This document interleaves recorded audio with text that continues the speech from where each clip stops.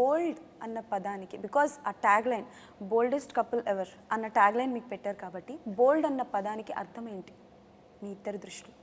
మీరు చెప్తారా నేను చెప్తాను? చెప్పు. అంటే see we're all conditioned to few things.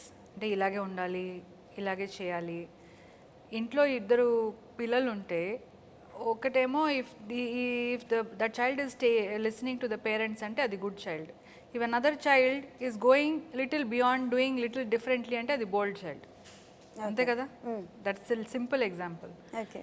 So అలా మనం ఏదైనా ఆ కండిషన్ నుంచి బయటకు వచ్చి ఏదైనా కొత్తగా చేస్తే బోల్డ్ అంటారు.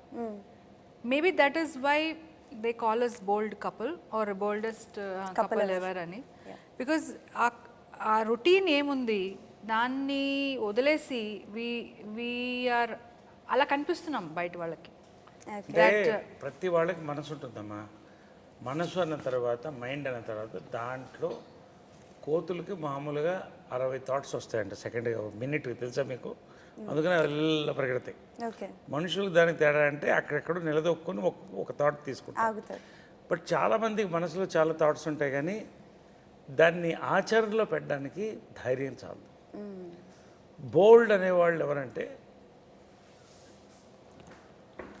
వాళ్ళు అనుకున్నది ఒక కన్విక్షన్తో ముందుకు తీసుకెళ్ళి ఎంత అపోజిషన్ వచ్చినా ఎదిరించి వాళ్ళు చెప్పదలుచుకుంది చేసేవాళ్ళే బోల్డ్. సో అలా ఉండాలనేదే ఈ సినిమా. ఎస్,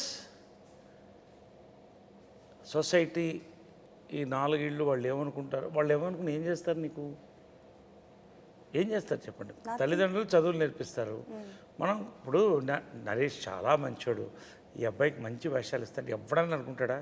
నేను వర్స్ట్ ఫెలో అనుకోనంటే ఎవరని అనుకోండి, నా యాక్టింగ్ బాగుంది కాబట్టి ఇస్తాడు. ఎవడికి నేను సమాధానం చెప్పాలి? సొసైటీకి రెస్పాన్సిబుల్గా ఉండాలి, లీగల్గా, ప్యాట్రియాటిక్గా. నా దేశం కోసం నా సొసైటీకి గౌరవించాలి. నా పర్సనల్ లైఫ్ నా ఇష్టం. నేను తప్పు చేస్తే రిగ్రెట్ అవ్వాలి, నాకేం భయం? నేను కరెక్ట్గా ఉన్నాను, అది నేను చెప్పాలి, నేను చెప్తాను. వాళ్ళు నమ్మితే నమ్మారు, లేకపోతే లేదు. నమ్ముతున్నారు, ఇవాళ అర్థమవుతుంది వాళ్ళకి. That's it.